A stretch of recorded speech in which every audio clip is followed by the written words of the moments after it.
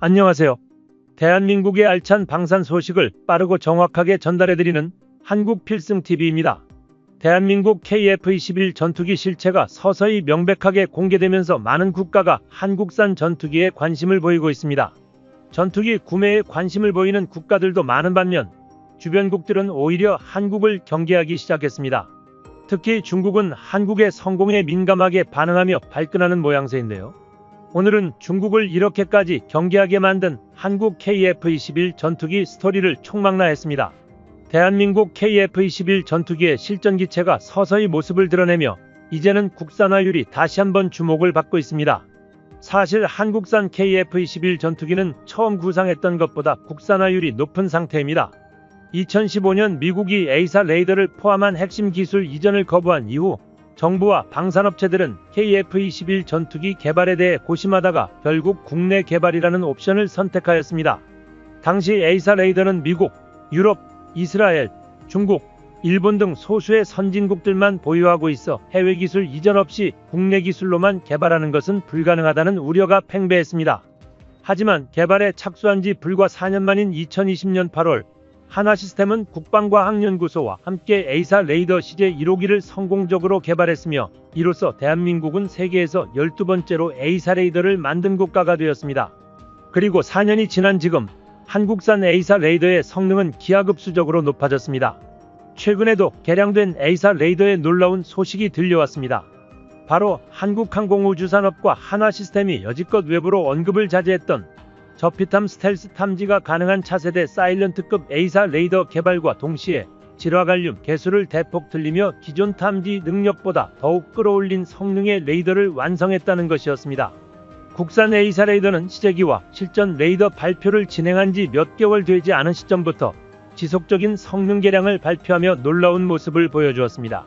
이로 인해 대한민국 레이더는 이미 해외 유수업체와의 계약을 진행하기도 했었습니다. 그런데 KF-21 전투기에 장착될 새로운 레이더 신기술에 관해 추가적인 보고서 발표를 준비하게 되었던 것입니다. 최근 공개된 최신형 레이더 사진을 본 한국 네티즌들은 레이더에 쓰인 문구를 보고 경악했습니다. 차세대 A사 레이더 코드명에는 한국산 사일런트 A사라는 의미심장한 문구가 적혀 있었습니다. 오늘은 대한민국 KF-21 전투기 미래 방향성과 사일런트 A사 레이더 성능에 대해 자세히 알려드리겠습니다.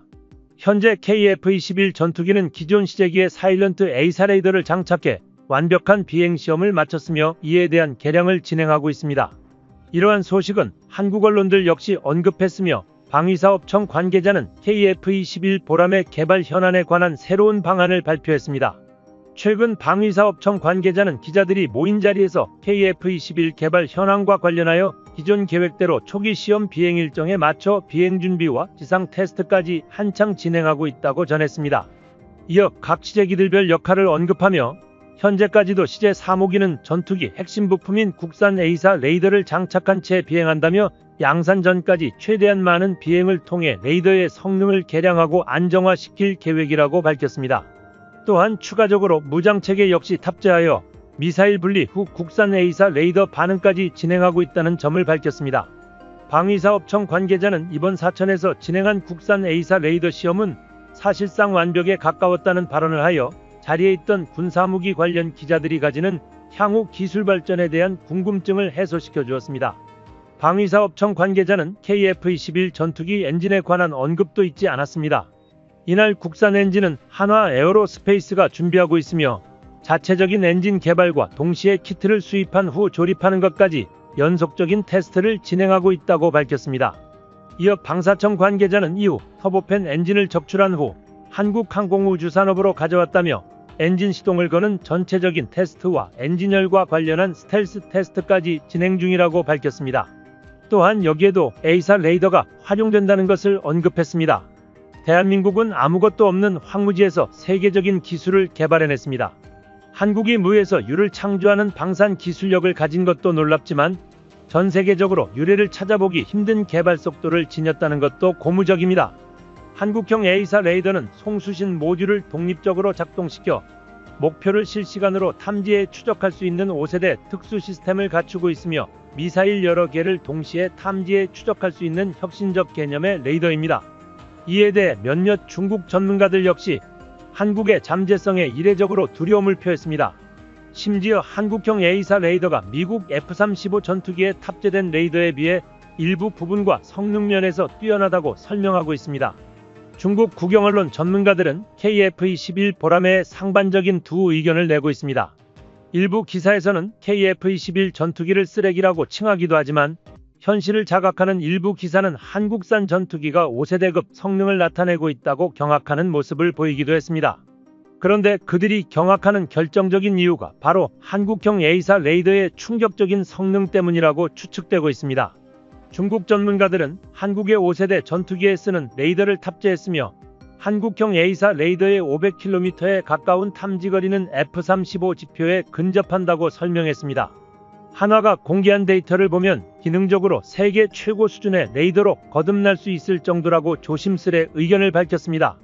이는 KF-21 전투기 블록1의 부족한 스텔스 능력을 강력한 레이더를 통해 보완하여 다른 5세대 전투기와의 격차를 확연하게 줄일 계획이라고 말하며 한국형 A사 레이더에 대해 굉장히 호평을 하고 있습니다. 또한 중국 전문가는 이로 인해 한국형 A사 레이더가 최근 이목을 집중시켰으며 향후 미래에는 한국이 개발한 레이더가 모든 전투기와 군함에 탑재되어 대량 수출될 가능성이 높다고 평가하고 있습니다.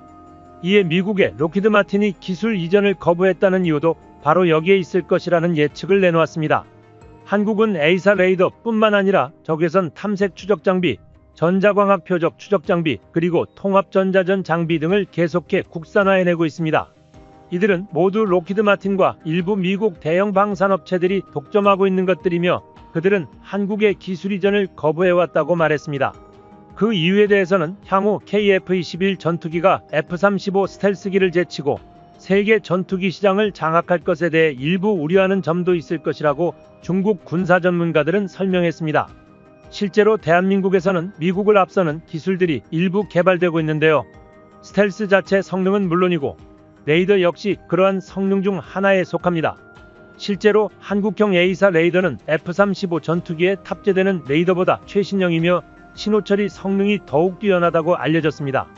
레이더 신호처리 컴퓨터는 국내 업체에서 개발되었으며 신호처리 성능은 25테라 플러스입니다. 이는 F-35 전투기 레이더에 탑재되는 머큐리사의 제품이 17테라 플러스라는 것과 비교하여 약 70%의 향상된 성능을 발휘한다는 것을 알 수 있습니다. 한국항공우주산업은 이러한 한국형 A사 레이더의 성능을 더욱 끌어올리고 있습니다. 특히 한국형 스텔스 전투기 KF-21 보라매에 탑재하기 전 체계 통합과 지상시험 및 비행시험 등의 시험 평가 과정을 빠르게 거치고 있으며 2026년 체계 개발은 완벽하게 마칠 것으로 보입니다. 업그레이드된 국산 A사 레이더는 최종 테스트와 오류를 모두 보완하여 KF-21 블록2가 양산되기 전까지 완벽하게 성능 업그레이드를 마치겠다는 취지를 전했습니다. 레이더에서 하드웨어만큼이나 중요한 것은 바로 소프트웨어 성능인데 방위사업청 관계자의 말에 따른다면 현재 기존 A사 레이더와 공대공 관련 링크는 완벽히 진행되었다고 밝혔습니다. 이러한 연계망은 업그레이드된 A사 레이더에도 동일하게 적용되어 이미 완료된 공대공 링크는 한편 수월하게 진행될 것으로 보입니다. 이제 공대지 통합까지 완성 단계이며 버전 업그레이드는 계속하여 진행될 계획이라는 것을 밝혔습니다. 더욱 놀라운 것은 무인 편대기용 A사 레이더 기술 개발이 시작되었다는 것인데요. 사실상 공개된 내용과는 다르게 이미 공대지 통합이 마무리되었으며 6세대 전투기를 위한 무인 편대기용 레이더 개발에 진입했다고 많은 군사 전문가들은 추측하고 있습니다. 한화시스템은 무인 편대기용 A사 레이더를 소형 경량화하고 발열이 큰 레이더를 공기만으로 냉각할 수 있는 공냉식 기술을 적용한다고 밝혔습니다.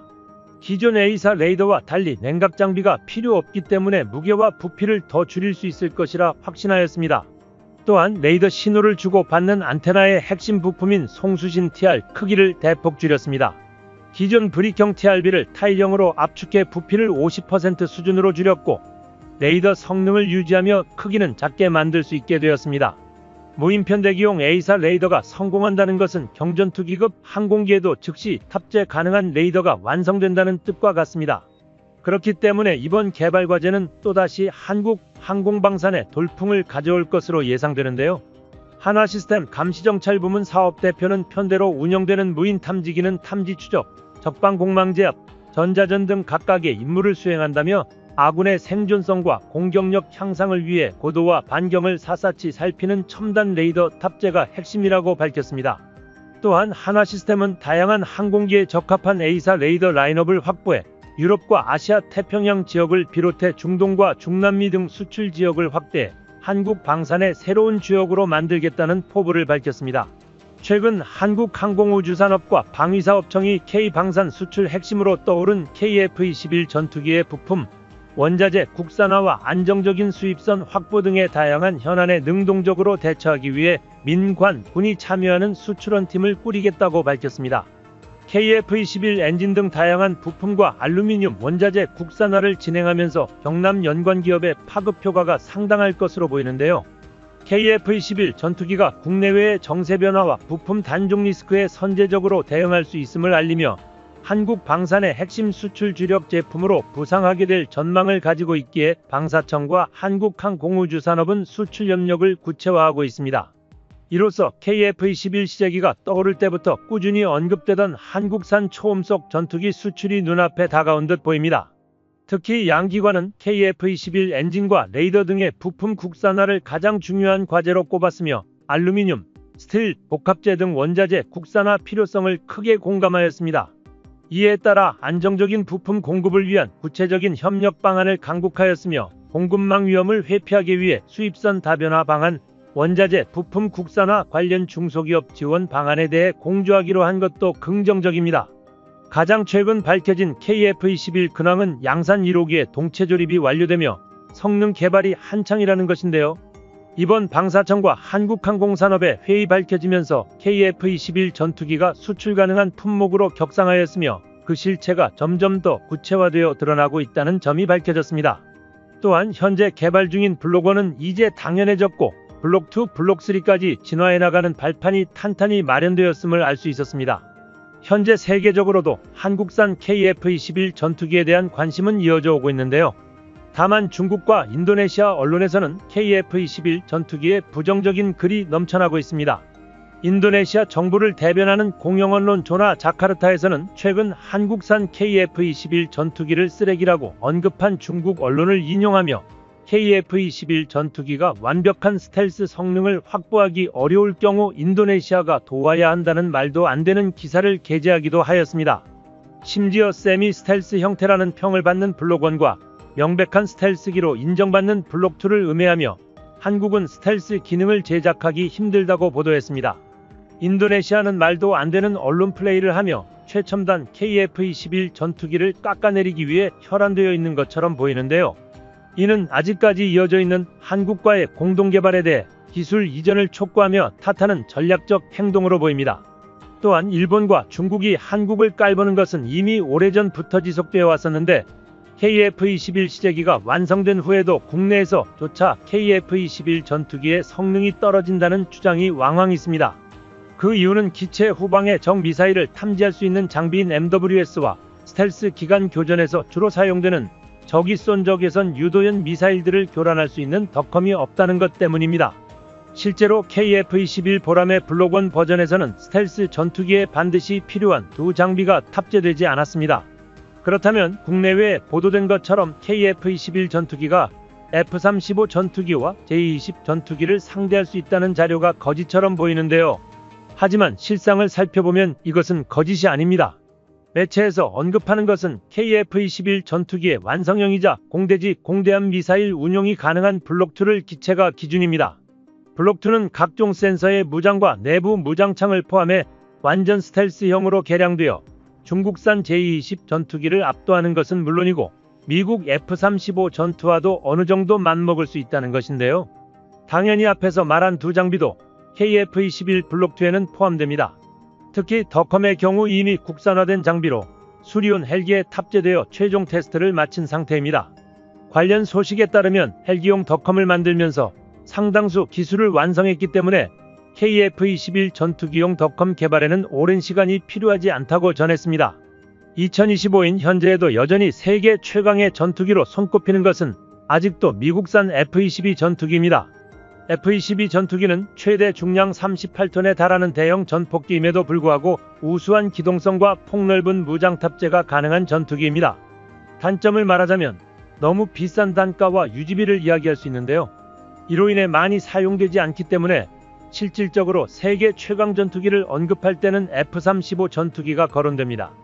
F-35 전투기의 초기 단계에서는 제대로 된 전투를 수행할 수 없는 스텔스기로 반쪽짜리 전투기라는 평이 지배적이었으나 우리 군이 사용하는 단계로 개량된 F-35 전투기는 세계 최강이라 불리는 다목적 전투기로 자리 잡았고, 심지어 최근 점차 늘어나고 있는 중국, 러시아의 5세대 전략기에 대응하기 위해 한 번 더 전투기를 업그레이드 중입니다.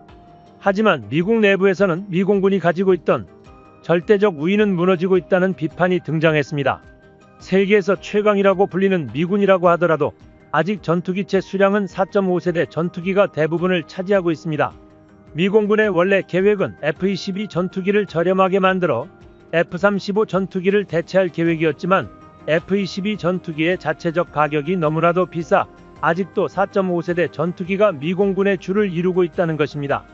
또한 중국과 러시아 등 미국의 적대국들은 이미 5세대 전투기 생산을 빠르게 진행하고 있습니다. 특히 중국은 대량 물량 생산 체계를 만들었다고 자랑하고 있습니다. 그 성능이 얼마나 뛰어날지는 모르겠으나 아무리 결함이 많은 5세대 스텔스기라고 하더라도 5세대급 J-20 전투기가 대거 배치되는 상황은 미국에게도 부담이 됩니다. 아무리 뻥스펙이라고 하더라도 스텔스 기능이 아예 없는 것이 아니기 때문에 레이더에 걸리지 않는 경우가 있을 수 있기 때문입니다. 미국의 경우에도 스텔스기가 있는 국가의 공군을 상대로는 모든 주의를 기울이며 어느 정도 경계할 수밖에 없는 상황입니다. 레이더에 잡히지 않는 것은 적 스텔스기 역시 마찬가지이기 때문에 스텔스기를 상대하기는 까다롭다는 뜻입니다. 이를 극복하기 위해서는 탐지 센서가 상황을 뒤집는 카드가 됩니다. F-35 전투기 조종석 바로 앞에 달린 센서는 단순히 적 미사일을 탐지하는 것을 넘어 발사 원점까지 추적할 수 있는 강력한 체계입니다. 한국은 지난 2014년부터 덕컴 개발에 착수하여 지난 2018년 헬기용 덕컴 개발을 성공했습니다. 작년에는 이를 수리온에 탑재하여 각종 테스트까지 끝마쳤습니다. 테스트에서는 무려 40대에 달하는 고기동 미사일을 탐지 추적하는 것에 성공했으며 이로 인해 대한민국은 6번째로 덕컴을 개발한 국가가 되었습니다. 이에 더해 2028년까지 완성할 계획을 가지고 적의 전자광학 센서를 무력화시킬 기술들이 연구되고 있습니다. 해당 연구는 순조롭게 진행 중이며 현재 방위사업청에서는 2030년경 KF-21 전투기에 사용할 덕컴이 완성될 예정이었으나 현재 개발 속도를 본다면 더욱 빠른 완성이 가능할 것이라는 언급을 했습니다. 중국과 일본에서는 한국산 전투기에 대해 반쪽짜리 전투기일 뿐이라며 폄하하고 있으나 세계적으로 입증된 한국의 첨단 기술력 수치를 살펴본다면 중국과 일본의 말이 모두 거짓이라는 것을 알 수 있습니다. 더불어 최근 시작된 시험비행 시뮬레이션을 통해 확인할 수 있었던 KF-21 전투기의 RCS 값은 세계적으로 인정받는 스텔스 기체들과 비슷한 수준이었습니다. 또한 여러 검사를 거쳐 추가적인 개량까지 이루어지고 있기 때문에 KF-21 전투기는 더 강력한 전투기로 대중들 앞에 공개될 예정입니다. 그런데 한국산 KF-21 실전 배치를 앞둔 지금 미 정부에서는 중국의 동태를 살피며 대한민국에게 직접적으로 공군력 강화를 요청하였습니다. 최근 미국 정부에서는 중국 공군의 J-20 전투기가 70대 이상 추가 배치되는 것을 확인하고 이에 대한 제재를 가하기 위하여 동맹국들과 협조하기 위한 모든 수단을 이용해야 한다고 선포한 것입니다. 상식적으로 중국 공군을 최대한 압박하기 위해서는 미국의 힘도 중요하지만 그뿐만 아니라 주변국들에게 도움을 요청하여 함께 압박해 나가는 것이 당연합니다. 일본이나 대만도 아닌 우리 한국은 태평양 지역에서 유일하게 5세대급 차세대 전투기를 독자적으로 개발하고 있기 때문에 강력하게 한국을 밀어줘야 하는 게 정상인데요. 특히 폭장량 부분에서는 미국 로키드 마틴 F-35 전투기에 비해 2배 이상의 가까운 모습을 보여주는 KF-21 전투기를 운영하는 것 자체가 적함대 미적 항공모함에게 굉장히 강력한 능력을 발휘하고 또 공대공 작전면에서도 미사일 무장량이 많을수록 적전투기 요격 확률이 상승하기 때문에 KF-21 전투기는 여러 면에서 중국 공군과 해군에게 치명적인 위협이 되는 것이 분명한 사실입니다. 우리 방사청과 국방부 그리고 해군은 주한미군과 회담 당시 이 사안에 대해 꼭 고려해야 한다고 밝혔습니다. 그런데 정작 미국에서는 국제정세를 잊지 못하는 모습을 보여준 것입니다. 오히려 미국 내 자국 방산기업 살리기만을 중시하며 록히드 마틴과 보잉에서 납품하는 KF-21 전투기 부품에 관한 트집을 잡기 시작해 우리 기업을 난감하게 만들었습니다. 무엇보다도 KF-21 전투기에 장착되는 미사일 무장들을 사용 중인 기술의 특허가 미국에 있다며 사용할 때마다 자신들에게 허락을 받고 사용하는 것이 옳다는 실효성은 전혀 고려하지 않은 터무니없는 말까지 언급했다고 확인되었습니다. 이제 미국과 대등한 협력관계로 도약한 우리 대한민국은 당당하게 실효성 없는 말도 안 되는 부분을 지적했습니다. 사실 한국은 참을 만큼 참아왔습니다. F-35 도입 때부터 기술 이전을 해준다는 가머니설로 사기를 치고 KF-21 전투기의 방해 공작을 늘어놓았던 미국 방산기업의 행보는 아직 끝나지 않은 듯 보입니다. 심지어 미국 방산 기업들은 KF-21 전투기에 들어가는 엔진 로열티를 지불해야 한다며 언성을 높이기도 했는데요. 미국 정부 역시 중국을 잡기는커녕 이러한 방산기업의 쓸데없는 행동에 동조하기만 하자 미 정부의 반기를 드는 실용주의자들이 나타나고 있습니다. 미 공군 전략 분석과의 패터슨 마샬은 행동하는 방향성에 오류가 있으며 지금 이게 어떤 계획인지 결말이 궁금하다. 중국을 완벽하게 제압하지 않는다면 단기간에 미국의 태평양 지역 영향력은 소멸할 것이다라고 언급했는데요. 그는 한국 등 중국과 인접한 국가들에 대한 규제를 철폐하고 KF-21 전투기 개발이 원활할 수 있도록 도움을 주어야 한다고 밝혔습니다. 그가 미국 정부에게 이렇게 간절하게 반기를 든 이유는 바로 중국이 태평양 해역에서 영향력을 높이기 위해 새로운 네 번째 항공모함 건조를 확정했기 때문입니다. 이제 중국마저도 핵잠수함과 핵항공모함을 추가적으로 건조한다고 선포함으로써 중국으로 인해 동북아시아 지역의 비핵화는 완전히 물 건너가고 군비 경쟁의 긴장도는 더욱 높아지게 되며 대한민국은 오로지 생존을 위하여 끝없는 공군 전력 강화를 통한 안보 능력 보유와 KF-21 전투기 추가 생산만이 유일한 정답인 것이 확실히 증명되었습니다. 그런데 정작 미국은 발등에 불이 떨어진 상황이 되어서야 상황 수습에 들어가기 시작하였습니다. 미국 정부는 강경파와 온건파의 합의를 통해 한국 군사력의 전력 협력을 인정하게 된 것입니다. 아이러니하게도 중국이 군비 증강을 계속하면 할수록 한국군도 마찬가지로 무기 개발을 진행할 명분이 확실해지면서 세계 최강급의 무기들을 보유하기 쉬워진다는 장점이 생기게 되었습니다.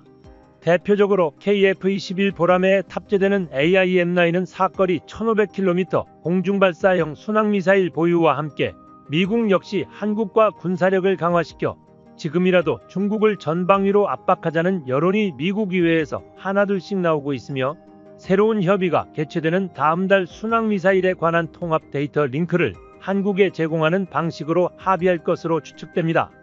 이뿐만이 아니라 미국 군사 전문가들은 한국 공군이 보유할 미사일의 사거리가 2000km 이상으로 상승하게 된다면 베이징과 상하이는 물론이고 광둥성까지 타격이 가능하다는 결정적인 장점을 설명했습니다. 우선 스크램제트 엔진 방식을 채택하는 경우 마하 7 이상의 속력과 사거리 확대가 수월해지며 이것은 미국이 독단적으로 태평양을 방어하기 위한 증가 부담을 3배 가까이 줄이고 중국을 향한 태평양 압박작전에 적합하도록 더 이상 미국의 단독작전이 아닌 한국 공군의 KF-21 전투기와의 협력 활성화를 통해 이루어낼 수 있을 것입니다.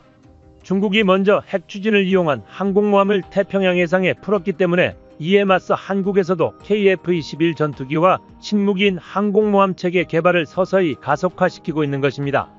2019년 한국의 애초 계획에서는 독도급 수송함 개조를 거쳐 F-35 전투기를 운용할 목표였는데 알고 보니 이것을 개조하는 비용이 신형 항공모함을 건조하는 비용과 맞먹는다고 판단하여 2024년을 기점으로 한국 해군이 항공모함에 대한 전략 검토를 다시 한번 수정하게 되었습니다. 그것이 바로 저농도 핵추진 항공모함입니다. 현재 유럽의 프랑스 사례처럼 4만 톤급의 항공모함에도 저농도 원재료를 사용하는 핵추진 방식이 가능함에 따라 만약 저농도 수준의 핵추진 방식 7만 톤급 항공모함을 채택한다면 우리나라도 항공모함의 추진힘을 이용한 캐터펄트를 운용할 수 있는 길이 열리는 것이죠. 캐터펄트가 형성된다면 이착륙 분야에서 굳이 수직 이착륙기에 의존하지 않아도 된다는 뜻이며 KF-21 전투기를 함재기로 개발 중인 한국항공우주산업 카이의 행보와 맞물리는 계획으로 발전하는 것입니다. 그렇기 때문에 한국 해군은 전투기 운용을 위한 캐터바 방식을 채택할 것으로 보입니다. 이에 적합한 것이 KF-21 전투기 개량형 중 하나인 KF-21 네이비입니다. 한국 해군마저 한국산 KF-21 전투기 사용을 고려하고 있다는 것입니다. 더욱 심각해지는 태평양 지역의 군사정세에 따라 한국도 완강한 국방력을 갖춰나가고 있는데요. 한국항공우주산업과 대한민국 공군 그리고 한국과학기술원이 2030년 이후 위협에 대처하기 위해 6세대 스텔스 기술 및 무인기 기술에 대한 개발을 계속적으로 진행 중이라고 밝혔으며 이에 대한 상당수는 KF-21 전투기를 기반으로 개발될 것으로 밝혀져 흥미를 끌었습니다. 한국은 독자적인 개발을 기본으로 하고 있기 때문에 우리 공군은 전투기 유무인 복합 체계와 레이저 무기를 스스로 장착하겠다는 청사진을 그리고 있습니다. 또한 공군본부는 최근 유무인 전투 임무가 복합 체계 임무 효과 분석 및 한국형 차세대 전투 무기 구축 방안 연구 용역을 발표했습니다. 이러한 기술력 발전을 살펴본다면 대한민국 공중무기의 미래가 밝아 보입니다. 특히 5.5세대급 항공 소프트웨어 체계인 K링크 시스템이 작년 대비 발전 가능성에 대해 더욱 높은 평가를 기록했습니다. 현재 정립된 6세대 전투기의 핵심 기술은 인공지능, 유무인 복합체계, 마하3 이상의 극초음속 엔진, 360도 공격이 가능한 광학 레이저 무기, 더욱 뛰어난 스텔스 무기와 고용량 네트워크 기능 등이 있습니다. 물론 한국이 모든 성능을 갖추고 모든 분야에서 뛰어나다고 이야기할 수 있다면 좋겠지만 한국이 이 모든 분야에서 뛰어나지는 않습니다. 하지만 전투기 인공지능 및 유무인 복합체계 분야만큼은 한국이 세계에서도 선두를 달리고 있습니다. 특히 미국의 기술을 뛰어넘을 정도로 한국 AI 기술은 뛰어난데요. 엄청난 속도로 발전하고 있는 대한민국의 가능성을 본 미국 매체는 한국의 인공지능 기술만큼은 제휴를 제안해 공동개발을 진행해야 한다고 언급하기도 하였습니다. 대한민국의 군사 기술력이 빠르게 발전하고 있다는 것이 온몸으로 느껴지는데요. 이에 더해 한국이 현대 공중전에서 우위를 점할 수 있는 이점이 하나 더 있습니다. 바로 조종사입니다. 세계 각국의 군사 전문가들은 대한민국의 파일럿 수준이 굉장히 높다며 극찬을 아끼지 않습니다. 최근 국산 FA-50 전투기를 시승했던 BBC 한국 특파원인 롤러비커는 자국산 훈련기를 이용하는 세계 5개국 중 하나라며 찬사를 보냈습니다. 또한 대한민국의 엔진 기술력도 이제는 무시할 수 없는 수준으로 높아지고 있습니다. 미사일 엔진에서는 이미 괄목할 만한 성과와 실전 임무가 가능한 수준임을 증명하였으며 이에 이어 전투기 엔진에서도 놀라운 성과를 보이고 있습니다. 한국항공우주산업카이가 언급한 국산화 개발 대상 과제명에서는 전투기 엔진에 대한 이야기도 있었습니다. 바로 KF-21 전투기용 제트 엔진 개발의 가장 핵심적인 기술로 불리는 저바이패스 엔진과 공기터빈 시동기, 전투기 엔진 시동용 공합조절 밸브와 엔진 진동 신호 변환기를 카이와 하나에어로가 함께 개발한다는 것입니다. 현재 이에 대한 국산화율을 차근차근 진행하고 있으며 한국형 터보팬 프로젝트를 통해 2030년까지 한국은 미국과 유럽 등 보편적인 제트 엔진에 적용되는 터빈 기술력을 직접 보유하겠다는 발표를 진행했습니다. 과거 KF-21 전투기의 비행에 직면하게 될 모든 환경을 최대한 비슷하게 묘사할 수 있는 여건을 갖춰 조종사들이 기동을 위해 조종장치를 움직이면서 비행 조건과 조작 유형에 맞게 KF-21 전투기를 작동시킬 수 있습니다. 이 과정 속에서는 놀랍게도 엔진의 애프터버너 작동 여부까지 아이언버드를 통해 이미 검증이 완료된 것입니다. 현재 한화에어로 스페이스와 두산 에너빌리티는 놀라운 속도로 엔진 개발에 성과를 내고 있다는 소식이 암암리에 들리고 있습니다. 양사는 한국형 전투기 KF-21 보라매에 탑재된 미국 제너럴 일렉트릭의 F414 엔진을 기반으로 신규 엔진 모델을 제시했으며 미국산 엔진에 비해 출력과 연료 소모율이 10에서 15%가량 늘어난 설계안을 제출했습니다. 방위사업청 서기관은 머지않은 미래의 국내 유인 전투기에 장착하여 비행이 가능한 국산 엔진이 개발될 것이라고 언급했습니다. 다만 엔진 개발 경험이 많은 해외 유수의 기업과 협력하는 국제 공동 개발 시의 개발 기간은 단축될 수 있지만 국내 기술 축적 수준은 독자 개발 대비 낮아지고 개발된 엔진에 대한 지식재산권을 온전히 획득할 수 없어 향후 수출 등 활용에 제약이 있을 것이기 때문에 대한민국은 국내 개발을 가장 우선시하고 있다고 언급했습니다. 이를 위해서는 장기적이고 한결같은 국가의 의지가 필요하다고 강조했습니다. 이때까지 KF-21 전투기를 개발하는데도 사업 타당성을 다양한 기관에서 7번이나 검토를 마쳤고 공청회 등의 의견 수렴 과정이라는 난관이 있었지만 많은 어려움을 이겨내고 오늘날 성공적으로 우리 손으로 개발한 국산 전투기를 가지게 되었다고 언급했습니다. 이는 국책사업으로 지정하고 국가 차원의 노력을 오랜 시간 결집한 결과라며 우리 국산 엔진 역시 인내와 의지가 필요하다고 언급했습니다. 한국이 완벽한 6세대 스텔스기를 가지기 위해서 필수 조건 중 하나가 국산 엔진 개발입니다. 블록2에서는 한국형 엔진을 그리고 KF-21 블록3에서는 완벽한 한국산 첨단 엔진을 개발하여 스텔스기 전력화 시기에 지장이 없도록 개발 기간을 축소해 나가고 있음을 알렸습니다. 최근 한화 에어로스페이스가 인도와의 K9 자주포 백문 추가 공급을 확정지었습니다. 2017년 인도와 처음 K9 자주포 백문을 계약한 데 이어 8년 만에 성과를 올린 것입니다. 2017년 당시 인도는 파키스탄, 중국과의 국경 분쟁 심화로 한화의 K9 백문 약 7,700억 원치를 도입하였습니다.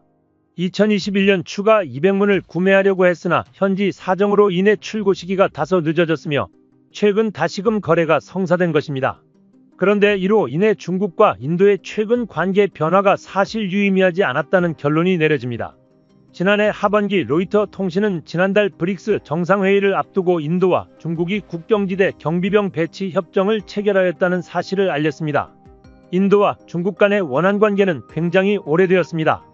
인도와 중국은 1962년 국경 문제로 전쟁까지 치렀지만 국경선을 확정하지 못해 3,488km에 달하는 실질 통제선을 사이에 두고 크고 작은 충돌을 이어왔습니다. 최근에는 그 갈등이 더욱 심해졌습니다. 히말라야 고원지대인 라다크에선 2020년 양국 군인 간 일명 몽둥이 충돌이 잇따라 발생하며 군인 수십 명이 사망했고 이후에도 산발적인 충돌이 이어졌습니다. 인도는 중국과의 협력 프로젝트를 중단하고 중국 기업에 제재를 가하기도 했으며 미국 주도 대중국견제 안보협의체 쿼드에도 가입하여 중국을 압박했습니다. 이후 양국은 군사적 충돌을 줄이고자 여러 차례 외교적 군사적 협상을 벌였고 최근 브릭스 정상회의를 앞두고 라다크 순찰 방식에 합의하게 된 것입니다. 인도와 중국은 국경 분쟁 지역에서 양국 군병력을 철수하기 시작했다고 인도 일간 타임스 오브 인디아가 전했습니다. 보도에 따르면 인도군 소식통은 양국 군대가 인도 북부 라다크 동부의 뎁상과 댐초크에 배치한 병력을 단계적으로 철수하기 시작했다는 것인데요. 병력 철수와 시설물 철거에 일주일가량 소요될 것이라고 덧붙였습니다. 이것만 본다면 인도와 중국이 원만한 합의를 이룬 것처럼 보이지만 실상은 그렇지 않다는 것입니다. 중국은 인도와의 경계지역에 배치하던 엄청난 물량의 전투기를 뒤로 물렸지만 여전히 가까운 지역에 인도를 향한 수많은 중국산 전투기가 배치되어 있습니다. 이에 인도는 한국산 K9 추가 도입을 확정하고 최근에는 대한민국 전투기 대량 도입까지 고민하고 있는 것입니다. 인도 국방장관은 인도 공군이 사용할 최신형 전투기가 현재보다 최소 200여 기는 더 많이 필요하다는 언급을 했습니다. 구체적인 발표 내용을 보면 미국이를 대체할 총 200여 대의 최신형 전투기가 인도 공군에게 추가적으로 필요하며 KF-21 전투기 수준으로 지상공격과 공중공격이 가능한 4.5세대급 다목적 전투기에 관해 언급했습니다. 인도 국방장관의 발언으로 미루어 볼 때 한국산 KF-21 전투기는 가장 적합한 최신형 전투기 구매 사양의 모든 조건에 충족됩니다. 그렇기 때문에 인도 공군의 최신형 전투기 수주 경쟁에서 한국산 전투기가 매우 유력한 후보로 급상승하게 되었습니다. 인도 공군은 기존에 보유한 프랑스산 라팔 전투기 30여 기가 있었지만 이로는 부족하다는 생각에 새로운 차세대 전투기를 간절히 원하고 있습니다. 인도 국방장관은 언급한 최신형 전투기 요건은 대한민국 KF-21 전투기와 일치했습니다. 또한 인도 공군 참모총장은 인도 최대 일간지와의 인터뷰를 통해 국산 전투기는 외국산 전투기보다 떨어지는 성능과 신뢰성을 따라잡을 수 있어야 한다며 아무리 인도에서 만든 무기라도 적의 위협에 대항하지 못한다면 무기로서 가치가 없다는 발언을 하였습니다. 이 모든 발언들은 대한민국 KF-21 전투기 도입을 위한 밑그림이 되고 있습니다. 이러한 인도의 움직임으로 인해 현재 중국 정부와 국영 언론에서는 한국산 KF-21 전투기에 대한 경계보를 내렸습니다. 중국의 국영 언론들은 KF-21 시제 1호기부터 6호기까지 모두 출격을 마쳤으며 블록2 개발이 진행됨과 함께 대한민국 실전기체가 서서히 모습을 드러내는 점을 고려했을 때 인도의 KF-21 전투기 도입 가능성을 제기했습니다. 중국 언론이 이에 대한 보도를 하는 분위기가 심상치 않습니다. 중국 언론에서 인도가 KF-21 전투기를 도입할 것이라는 보도가 등장한 계기는 인도 육군 참모총장이 한국을 방문한 직후부터였습니다. 국내에서는 방한 결과가 비밀리에 붙여져 이에 대한 궁금증이 더욱 증폭되었는데요. KF-21 전투기에 관련한 양국의 논의 내용에 대해서 비밀리에 진행되었지만 특이하게도 한국 국내 언론보다도 중국 매체들이 앞다투어 인도의 KF-21 전투기 도입 가능성에 대한 보도를 진행하는 상황이 벌어진 것입니다. 그리고 그 이후 빠르게 인도와 한국의 합의가 진전되어 현재 인도는 한국산 K9 백문 도입을 확정지었습니다. 중국 측은 한국산 무기인 K9 자주포와 KF-21 전투기가 국경지역에 배치되는 것을 상당히 경계하고 있는 상황인데요. 그 때문에 인도 국방부 관계자와 한국 고위 관계자 간의 만남을 경계하며 빠르게 보도해야 되는 것이었습니다. 인도군이 중국 접경 지역에 배치한 K9 자주포를 접한 이후 중국은 한국산 무기라는 공안증을 가지게 되었습니다. 이로 인해 현재 인도 국방부는 중국을 견제할 차세대 무기체계에서 가장 신뢰하는 1순위가 한국이 되었습니다. 인도의 현지 언론 매체들 역시 현실적으로 인도가 믿고 선택할 수 있는 선택지는 한국의 KF-21 전투기 밖에 없다는 보도를 진행했습니다. 특히 인도 내의 군사 전문가들은 KF-21 전투기의 양산 시기까지 고려하여 한국 전투기에 대한 지지를 보냈습니다. 이러한 언론 보도를 바탕으로 인도군은 한국산 전투기 도입을 적극 검토하고 있다는 소식이 들렸습니다. 인도의 최신 전투기 도입 사업은 잠깐 중단되었었는데요. 사실 인도의 속사정을 보자면 우리가 잘 알고 있는 무기 시장의 현황과 비슷합니다. 신뢰성에 대한 문제에서 비롯된 것이죠. 인도에서 가장 중요시하는 것은 유지보수는 물론 가격 대비 강력한 성능이 보장되는 국가의 전투무기를 구입하길 원하고 있는데요. 이러한 인도 정부와 인도군의 요구에 딱 들어맞는 나라를 찾자니 한국만이 유일하다는 것입니다. 실제로 인도에서 구매해간 K9에 대해 한국은 유지보수와 그 성능을 보장해주고 있었습니다.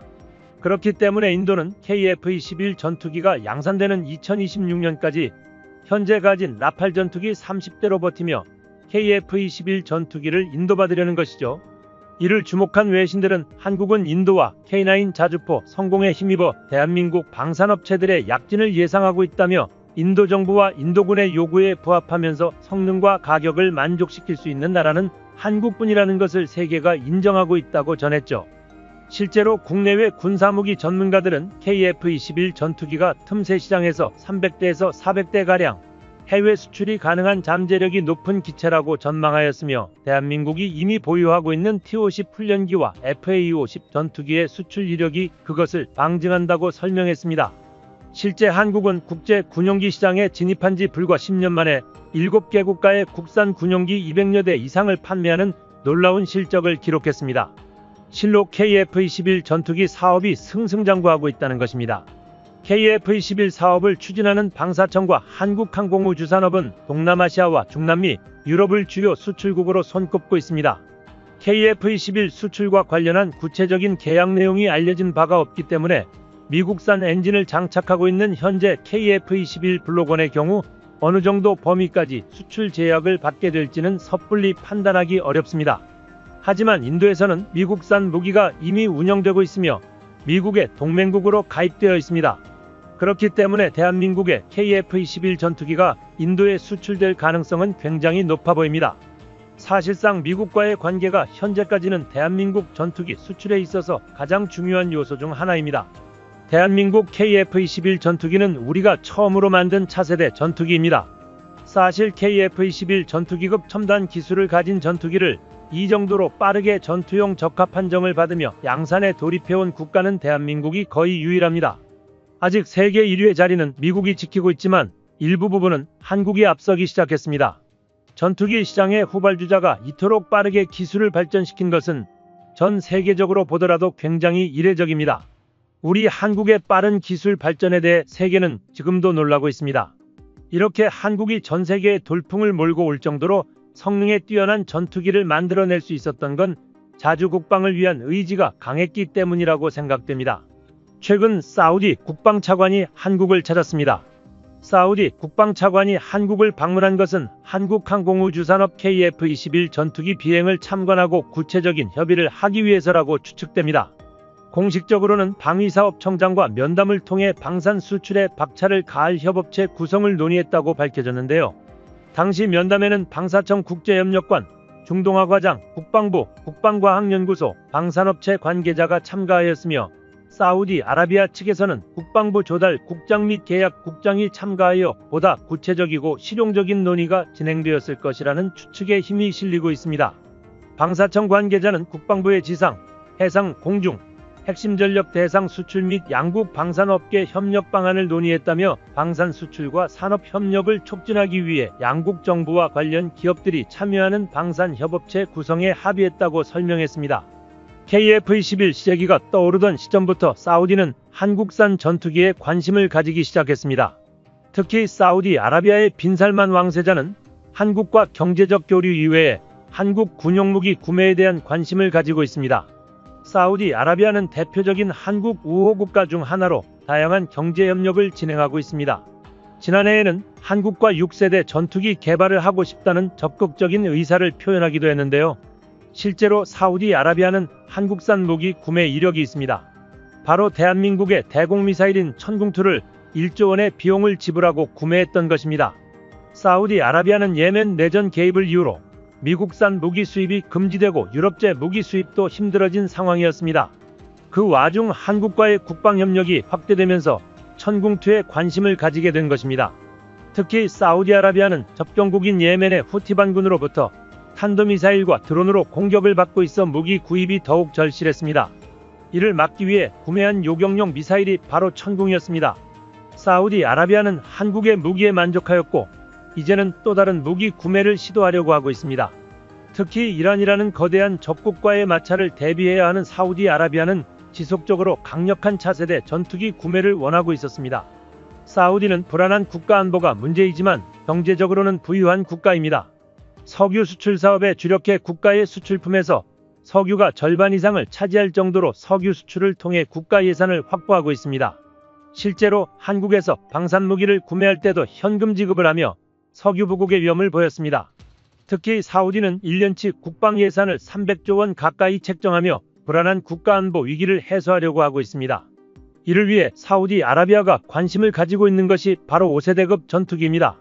처음 사우디가 관심을 가지기 시작한 것은 미국산 F-35 전투기였지만 미국은 F-35 전투기의 수출을 금지시켰습니다. 조 바이든 미국 행정부 출범 이후 오랫동안 미국 사우디아라비아 관계는 경색되어 있었습니다. 하지만 지난해부터 그 관계에 변화가 찾아왔습니다. 영국 파이낸셜 타임스에서는 지난 5월 미국 정부 당국자를 인용해 바이든 행정부가 사우디에 대한 공격용 무기 판매 금지 조치를 조만한 해제할 예정이라고 보도하기도 했으며 최근 트럼프 2기 행정부가 출범하면서 사우디와의 관계 회복에 탄력을 가하게 되었습니다.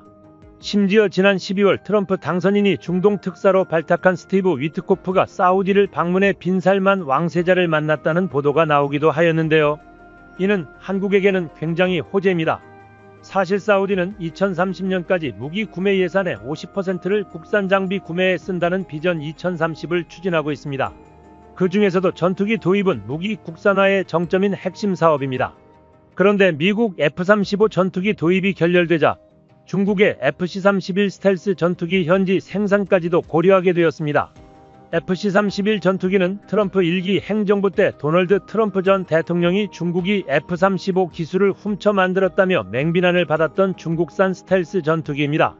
당초 수출용으로 개발되었지만 중국산 FC-31 전투기를 구매할 국가는 단 한 군데도 없었고 결국 중국 해군이 항모 탑재 전투기로 채택해 최근 몇 년간 정부 예산을 집중시켜 다시 괜찮은 성능의 전투기로 거듭났습니다. 해당 전투기는 사우디 국내 생산이라는 조건을 충족할 수 있는 거의 유일한 선택지였기에 빈살만 왕세자는 이를 고민했습니다. 하지만 FC-31 전투기의 최대 단점은 바로 메이드 인 차이나였습니다. 현재 사우디는 모든 무기체제를 나토 표준으로 이용하고 있기 때문에 FC-31 전투기는 현재 사우디군이 운용하는 전투기나 지원기, 방공무기와 전혀 호환이 되지 않는다는 것입니다. 가령 사우디군의 E3 조기경보통제기가 레이더로 포착한 표적 정보를 공유하면 나토 표준 데이터 링크를 사용하는 F-15SA나 유로파이터 타이프는 해당 데이터를 받을 수 있습니다. 반면 연동 자체가 안되는 중국 FC-31은 데이터 공유가 기본적으로 불가능합니다. 물론 각 무기체계의 소프트웨어 소스코드를 서로 공개해 연동하는 방법이 있기는 하지만 적대 관계인 미국, 유럽과 중국 측이 군사기밀을 서로 공유할 가능성은 전혀 없다고 봐야 합니다. 그럼에도 불구하고 사우디는 나토 표준에서 중국 표준으로 전부 갈아치울 각오까지 했던 것인데요. 이것이 현실화된다는 것은 사우디가 기존 친미 노선을 버리고 완전히 친중 노선으로 갈아탄다는 것을 의미합니다. 하지만 사우디와 바이든 정부가 지난해 이미 관계 회복을 시작하였고 이번 트럼프 행정부는 사우디에게 굉장히 호의적인 상황입니다. 결국 사우디가 중국산 FC-31 전투기를 구매할 가능성은 현저히 낮아진 것인데요. 그렇다고 미국이 사우디에게 F-35 전투기를 허가할 가능성도 제로에 가깝습니다. 이 때문에 사우디는 영국 주도의 GCAP와 프랑스 주도의 FCAS 사업에 참여 의사를 타진했으나 모두 거부당했습니다. 결국 사우디가 눈을 돌린 곳이 대한민국이었습니다. 현재 KF-21 전투기는 4.5세대 전투기입니다. 하지만 한국은 KF-21 전투기를 단계적으로 5세대에서 6세대급까지 발전시키려는 계획을 가지고 있습니다. 이 때문에 사우디 국방차관이 한국을 찾아 KF-21 생산시설과 국방과학연구소를 둘러보고 차세대 전투기 공동개발에 대해 논의를 시작한 것입니다. 또한 향후 6세대 KF-21 전투기의 경우 한국산 엔진을 사용할 것이기 때문에 문제가 없으나 그 이전에 구매하더라도 미국과 사우디의 관계 회복으로 인한 수출 가능성이 굉장히 높아졌습니다. 이로 인해 사우디는 KF-21 전투기 블록 1과 블록 2에 관해서도 엄청난 관심을 보이고 있는데 KF-21 전투기 블록 3까지 목표한 대로 성공을 이룬다면 사우디는 주변 적국들에 비해 확실하게 우위를 점할 수 있습니다. 한국산 KF-21 전투기는 블록별 단계에 따라 성능의 차이가 있기 때문에 사우디는 단계별 KF-21 전투기를 자국 상황에 맞춰 구매하고 배치하려는 계획을 세우고 있는 상황입니다. 블록 1부터 블록 2, 블록 3까지 단계별로 총 300대가 넘는 KF-21 전투기 구매 계획을 세우고 있는데요. 이는 향후 10여 년간 한국 경제에 큰 이익을 보장할 것으로 예상됩니다. 이에 인도네시아는 땅을 치고 후회하고 있습니다. 한국과 함께 공동개발을 하며 떨어질 수 있었던 콩고물도 못 먹게 생겼습니다. 일전 사우디아라비아의 빈살만 왕세자는 대한민국 입국 당시 인도네시아보다 더 좋은 협력 관계를 가질 수 있을 것이란 언급을 했습니다. 빈살만 왕세자는 대한민국과 오랜 기간 협력으로 탄탄한 관계를 다지며 KF-21 전투기 공동개발국의 자리까지 탐내고 있습니다. 현재 한국은 적극적으로 KF-21 전투기의 수출을 검토하는 상황에서 사우디 아라비아의 한국 전투기에 대한 관심은 호재입니다. 이제 한국이 다시 한번 잘 점검해야 할 것은 생산 라인입니다. 한국은 밀려들어오는 수출 물량에 아직 사인까지는 하지 않은 상태입니다. 첫 수출 사인이 이루어지면 바로 공장 설립이 추가적으로 진행되어야 하기 때문에 이에 대한 투자 계획을 세우며 신중을 가하고 있는 상황이죠. 한국은 KF-21 전투기는 물론 다른 전투기 생산까지 가능한 공장 증설을 계획하고 있으며 파스 시스템 강화로 인해 무인 로봇을 새롭게 투입시키는 계획을 사실상 확정지었습니다. 이제 한국 공군에 인도될 KF-21 전투기 기체가 먼저 생산되고 이와 동시에 혹은 이후 수출 물량 생산이 진행될 것 같습니다. 한국산 KF-21 전투기 수출 협상이 차근차근 진행되자 최근 미국 무기경제 칼럼니스트 데런 애덤스는 KF-21 전투기 한 대당 한국 경제에 미칠 영향력을 분석한 칼럼을 투고했습니다. 칼럼 내용에는 대한민국 무기체계 연구에 대한 결과와 한미경제 협력에 대한 내용이 함께 적혀 있었습니다. 해당 칼럼에 따르면 KF-21 전투기 수출 유발 효과는 약 24조 원 이상으로 측정되며 부품 생산과 공장 주변 시설 운영 등 부가가치 유발 효과는 최소 6조 원. 한국이 최신형 전투기 기술을 보유하는 데 성공하는 기술적 파급 효과는 약 50조 원의 금액을 가져올 것이라고 언급했습니다. 이는 KF-21 전투기 개발과 양산이 완료되는 2026년부터 시작해 더 이상 외국산 전투기를 구매하지 않고 한국산 전투기를 운용한다는 조건으로 아껴지는 모든 기술적 비용을 포함한 금액입니다. 칼럼에서는 대한민국이 이미 KF-21 전투기의 경제적 효과를 보고 있다고 설명했습니다. 한국항공우주산업은 사업 시작 이듬해부터 작년까지 1차 협력업체들과의 관계를 다지며 15,000여 명의 일자리를 만들어내는 데에 성공하였습니다.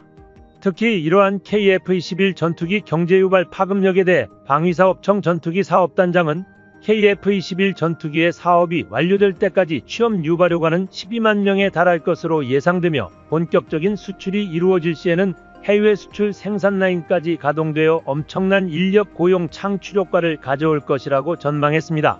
실제로 대한민국 방사청은 KF-21 전투기의 최종 개발이 완료된다면 최소 400대에서 500대 이상의 해외 수출 잠재력이 있다고 판단했습니다. 하지만 초기 개발 단계에 예상했던 것보다 현재에서 와서는 더욱 홍보가 잘 되고 있고 수많은 유럽 지역에서 대한민국의 KF-21 전투기 구매를 희망하고 있습니다. 이제 지속적인 발전과 원활한 수출을 위해 중요한 것은 부품 국산화입니다. 물론 국산화율 100%를 달성하는 것은 어느 나라든 어려운 일이겠지만 핵심 기술을 포함하여 최소한 80% 이상의 국산율을 달성하는 것이 좋습니다. 현재 KF-21 전체 부품 국산화율은 65%에 달하는 수준이 되었으며 엔진을 제외한다면 80%에 가까워지고 있습니다. 대한민국은 전투기의 심장이라고 불리는 터보팬 엔진 분야까지 차근차근 국산화를 진행하고 있습니다. 국산 제트 엔진이 없으면 전투기 무장 제한 혹은 KF-21 전투기 해외 수출에 큰 지장이 생길 수 있습니다. 국산화가 되지 않는다면 모든 것을 운영하기에 여러가지 제약이 따를 수밖에 없는 것이 현실입니다. 한국항공우주산업은 부품 국산화, 특히 독자 엔진 개발에 힘을 쏟고 있습니다. 엔진 국산화가 이루어진다면 대한민국이 염원하는 자주국방은 물론 전투기 사업의 판도도 달라질 것입니다. 대한민국은 많은 부분에 있어서 국산화를 빠르게 진행하고 있습니다. 까다로운 기술인 만큼 엔진 분야에서는 약간 더디게 국산화가 진행되고 있습니다. 하지만 연구진의 개발 속도만 본다면 완벽한 국산 KF-21 전투기가 완성될 날도 머지 않은 것 같습니다. 다만 조종사의 안전을 고려하여 조금 더 시간이 걸리더라도 안정적인 국산화를 해내는 것이 우선이라고 생각됩니다. 한국필승TV 시청해주셔서 감사합니다. 좋아요, 구독, 알림 설정 해두시면 언제나 신속하고 정확한 국방 소식 전달해드리겠습니다. 구독자 여러분 좋은 하루 보내세요.